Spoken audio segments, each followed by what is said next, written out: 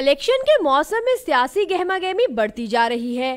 صرف ڈھابوں اور عوامی مقامات پر ہی نہیں بلکہ تعلیمی اداروں میں بھی سیاست پر بحث و تکرار کا سلسلہ جاری ہے۔ طلبہ پڑھائی میں سے وقت نکال کر موبائل ٹیکنالوجی کا استعمال کر کے الیکشن کی معلومات لے رہے ہیں۔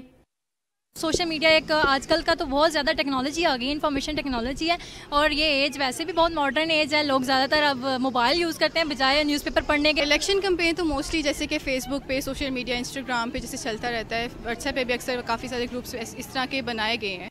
طالبات اپنی اپنی پسندیدہ پارٹی کو ووٹ دینا چاہتی ہیں۔ کوئی بلے پہ مہر لگا کر عمران خان کو وزیر اعظم بنانا چاہتا ہے تو کوئی دوبارہ سے شیر کو حکومت میں دیکھنے کا خواہش مند ہے۔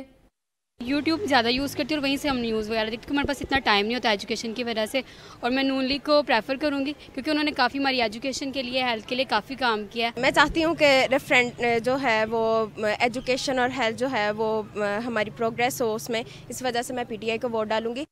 ہر پاکستانی اپنے ووٹ کا استعمال کرنے کے لیے بےتاب ہے۔ طلبہ بھی تاریخی انتخابات کا فیصلہ سننے کے لیے 25 جولائی کے منتظر ہیں۔ کیمرہ مین اکبر علی کے ساتھ کنزہ ملک، ڈان نیوز، لاہور۔